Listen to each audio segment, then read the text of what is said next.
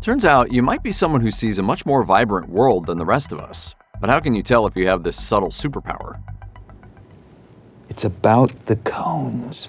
Have you ever studied a rose only to notice the dozens of subtle color variations? Those without a color impairment can see those hues due to the cones in their eyes, which are a type of photoreceptor cell on the retina. The most common type of color vision is called trichromacy, due to the 3 types of cones on the retina. For people with trichromacy, about 64% of their cones are L cones, which see reds, 32% are M cones, which register greens, and between 2 and 7% are S cones, which pick up blues.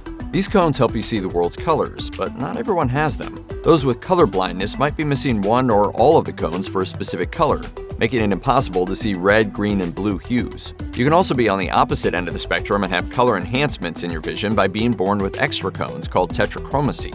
All told, people with these extra cones have the ability to see 100 times more colors.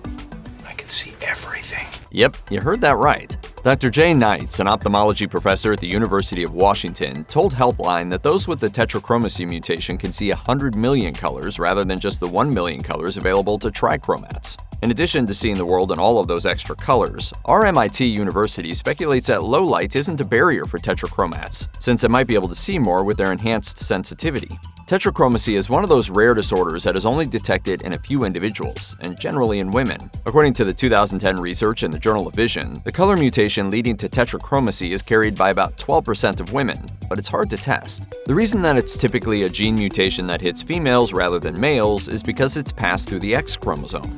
Since females are born with an XX and males are born with an XY, they win out when it comes to the superhuman vision race since they can have the tetrachromacy mutation on both X chromosomes according to Healthline. Once they've got the gene mutation, their brain conforms to process this new information, giving them a world of millions of brighter and distinct shades.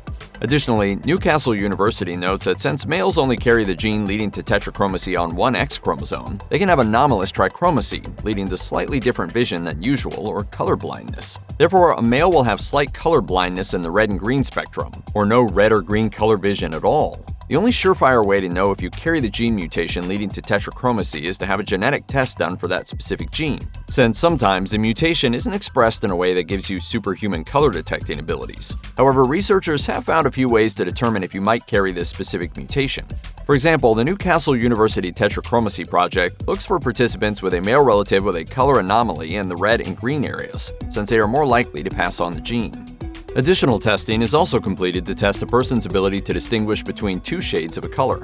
According to Healthline, those with the tetrachromacy gene can accurately detect color variations or similarities every time they look at them, while those without the mutation cannot. You can try out these tests online, but the variations in screens might lead to a false positive, so it's best to get the testing done in a facility that can ensure accurate results.